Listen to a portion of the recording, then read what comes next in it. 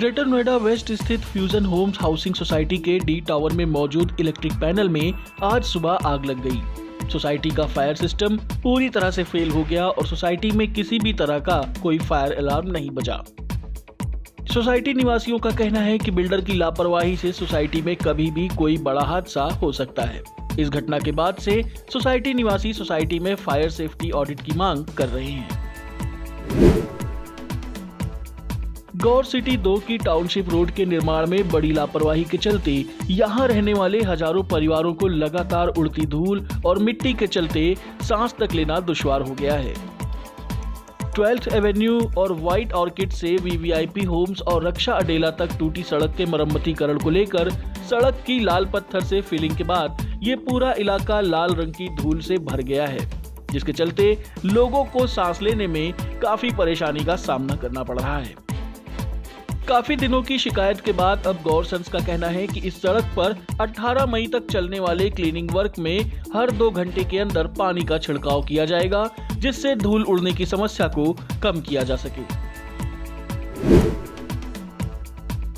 Greater Noida waste की अजनारा ली garden housing society में builder के खिलाफ सोसाइटी निवासियों का अनिश्चितकालीन धरना प्रदर्शन आज लगातार 43वें दिन भी जारी रहा।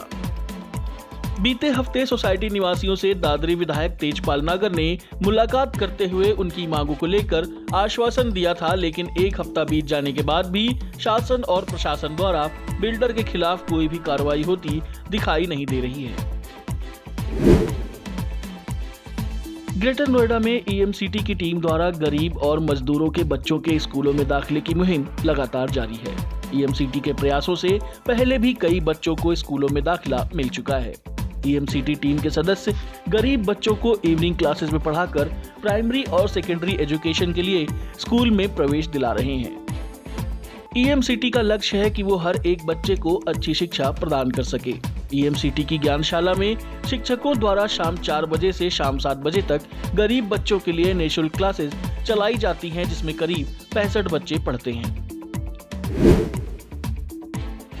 नोएडा ग्रेटर नोएडा में रहने और आने जाने वालों को कुछ महीनों में खासी राहत मिलने वाली है।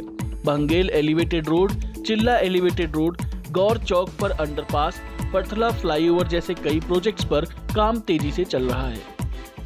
परथला चौक पर निर्माणाधीन सिग्नेचर ब्रिज पर ग्रेटर नोएडा की तरफ से चल रहा रैंप का काम खत्म होने के बाद बैरिकेडिंग हटा दी गई है। प्राधिकरण का दावा है कि ये परियोजना निर्धारित समय सीमा के आधार पर चल रही है।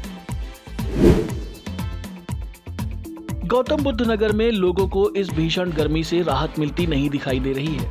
इस बीच मौसम विभाग ने राजधानी दिल्ली समेत उत्तर भारत के कई राज्यों में एक बार फिर भीषण गर्मी और लू को लेकर चेतावनी जारी की है। गौतम बुद्ध नगर में भी अगले 5 दिनों तक मौसम झुलसाने वाला ही रहेगा। जिले में रविवार को अधिकतम तापमान 46 से 47 डिग्री तक जा सकता है। हालांकि शाम के वक्त आसमान में आंशिक रूप से बादल छाए रहने की उम्मीद है, लेकिन इससे तापमान में कोई खास फर्क देखने को नहीं मिलेगा। ग्रेटर नोएडा स्थित गलगोटिया विश्वविद्यालय में 2022 के पास आउट छात्रों के लिए फेयरवेल पार्टी का आयोजन किया गया। फेयरवेल पार्टी के दौरान विश्वविद्यालय के छात्रों द्वारा रंगारंग कार्यक्रम की प्रस्तुति के साथ पास आउट होने वाले सभी छात्रों को उज्जवल भविष्य के लिए शुभकामनाएं भी दी गयी। ग्रेटर नोएडा के सादुल्लापुर में करीब 9000 वर्ग मीटर जमीन पर अतिक्रमण को प्राधिकरण ने ध्वस्त कर दिया। इसकी कीमत करीब 17 करोड़ रुपए आंकी गई है। ग्रेटर नोएडा प्राधिकरण के सीईओ और मेरठ मंडल आयुक्त सुरेंद्र सिंह ने प्राधिकरण एरिया में अधिसूचित या अधिग्रहित जमीन पर अवैध कब्जे को अभियान चलाकर तत्काल हटाने के सख्त निर्देश दिए हैं। सीईओ के निर्देश पर प्राधिकरण की टीम लगातार अवैध कब्जे को हटाने की कार्रवाई कर रही है। सन 1857 की क्रांति के शहीद क्रांतिकारी शहीद गुर्जर दरियाव सिंह नागर का दनकौर क्षेत्र के पैतृक गांव जुनैदपुर में आज शहीद दिवस मनाया गया। उन्हें 14 मई 1857 को बुलंदशहर के कालियाम पर फांसी दी गई थी। शहीद दरियाव सिंह नागर के नाम से अंग्रेज खौफ खाते थे। शहीद दरियाव सिंह नागर और उनके योद्धाओं ने अंग्रेजों को बंदी बनाकर खेतों में हल चलवाया था। पश्चिमी उत्तर प्रदेश के गैंगस्टर यशपाल तोमर पर उत्तर प्रदेश की योगी सरकार ने बड़ी कार्रवाई करते हुए उसकी ग्रेटर नोएडा के चिटहेरा गांव में अवैध रूप से कब्जा की गई 137 बीघा जमीन कुर्क कर ली है। मेरठ के जिलाधिकारी दीपक मीणा के आदेश पर मेरठ एसएसपी विवेक चंद यादव की अगुवाई में इस बड़ी कार्रवाई को अंजाम दिया गया है।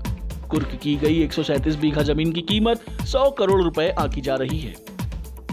गौतम बुद्ध नगर के जिलाधिकारी सुहास एलवाई ने गैंगस्टर यशपाल तोमर को विधिवत तौर पर भूमाफिया भी घोषित कर दिया है। एक बहुत बड़ा गैंगस्टर और एक भूमाफिया है।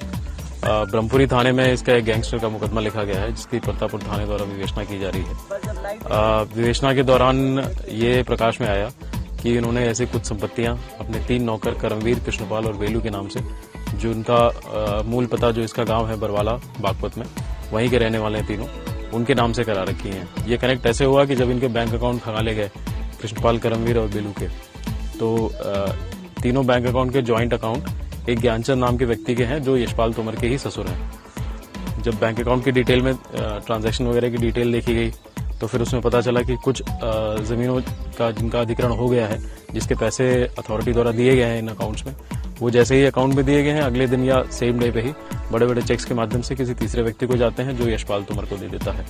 उन्हीं अकाउंट्स में कुछ यशपाल तोमर के भी ट्रांजैक्शन है, इनका एक साला है उसके भी ट्रांजैक्शन है। तो इस तरह से हम इसको कनेक्ट कर पाए कि ये तीनों की जो बड़ी प्रॉपर्टी है ये इसी की है। देखिए, करीब इसकी जो अनुमानित रकबा होगा वो 135 बीघे के आसपास होगा। आप इसकी कीमत लगा सकते हैं 100 करोड़ से ऊपर तो होगा ही।